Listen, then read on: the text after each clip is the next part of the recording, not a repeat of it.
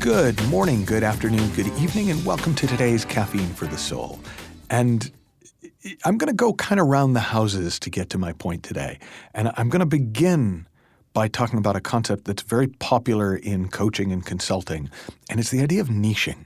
Like, who is your target audience? Who is your niche? Who do you specialize in working with?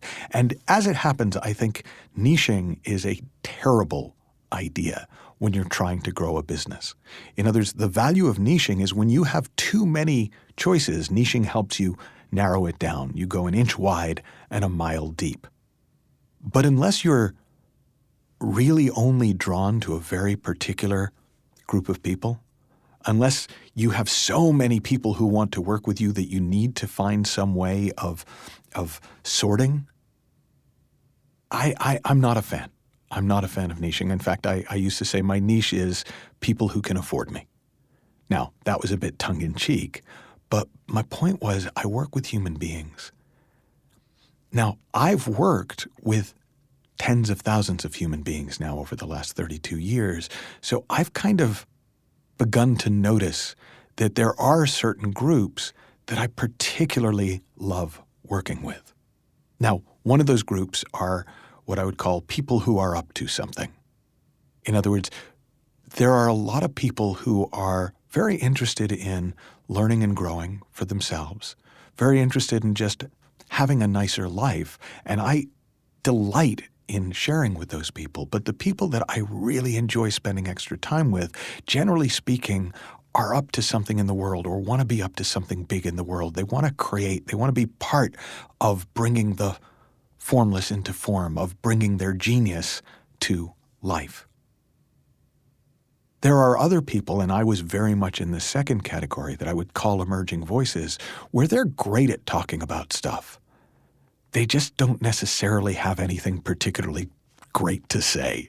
So I used to think of what I did. I used to describe myself, not out loud usually, as a preacher in search of a gospel.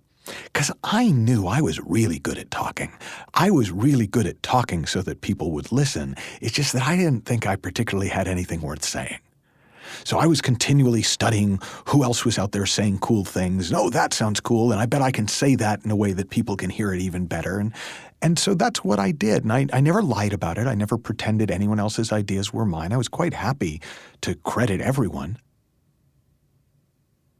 But I was so convinced that I didn't have anything worth saying, that I didn't even put myself forward when I started running training. So this sounds silly to me now, but when I started Super Coach Academy in 2010, I didn't teach on it. I brought in all these teachers I thought were great and basically played Johnny Carson, Jay Leno, Conan O'Brien, whoever your favorite late night talk show host is, James Corden. I just was sort of hosted the event, and I was really surprised when people said, well, why don't you teach on the course?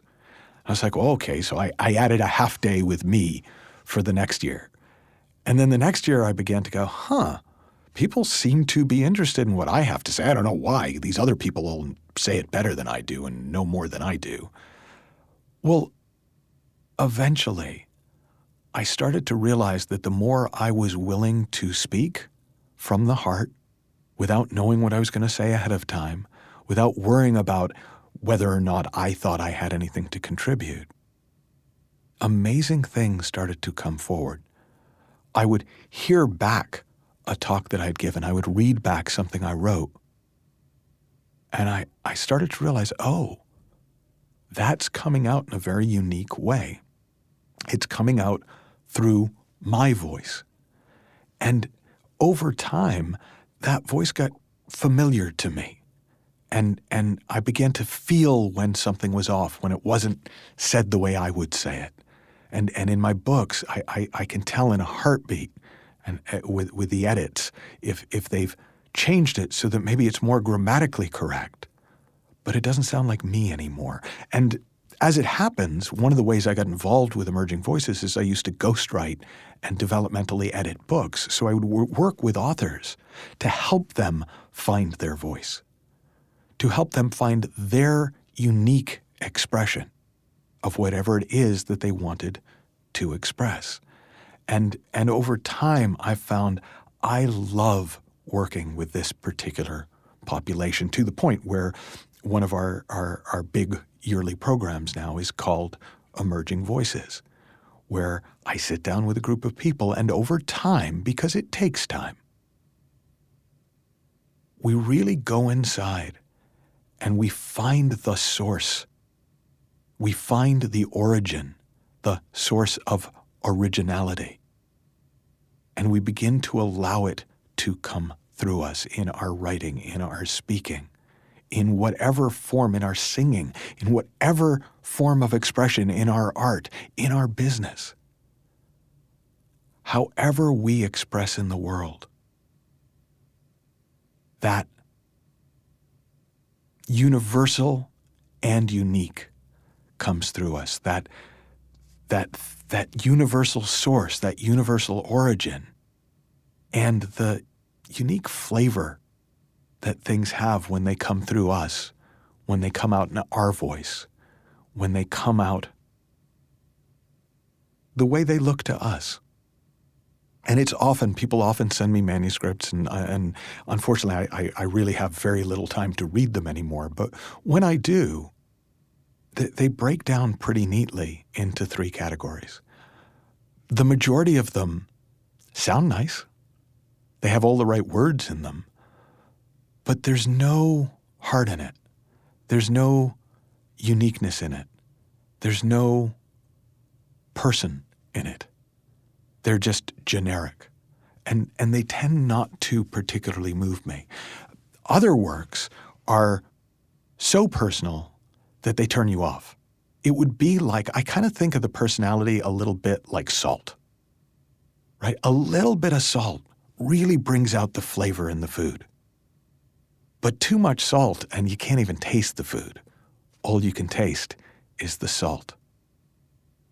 And so what people learn as their voice begins to emerge is that your voice needs a lot less of you than you think. But it does need some of you to really bring out the flavor. So if you think of yourself as an emerging voice, there's a couple of things that I'm going to really encourage you to play with to allow your voice to emerge. And the number one thing is use it. I don't know if it's true, use it or lose it, but if you are not expressing, if you are not speaking with people, if you are not writing, if you are not in some way getting what is inside you out, your voice can't emerge. I think the longest I ever went without talking was 3 days, which isn't that long.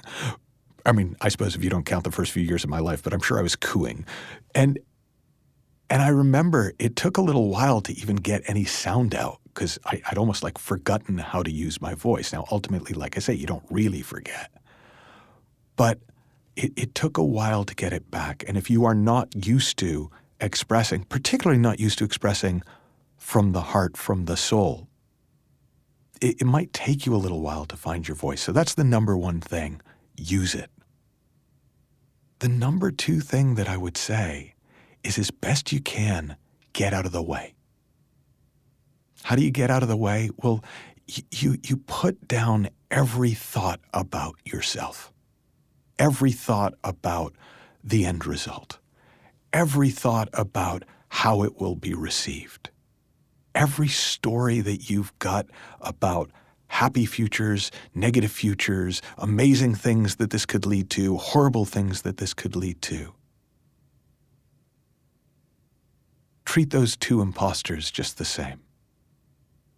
When you put all of that down, what's left, what comes through, will still have the flavor of you, but it will be just the perfect amount of seasoning to bring out the richness in whatever it is that you're trying to express.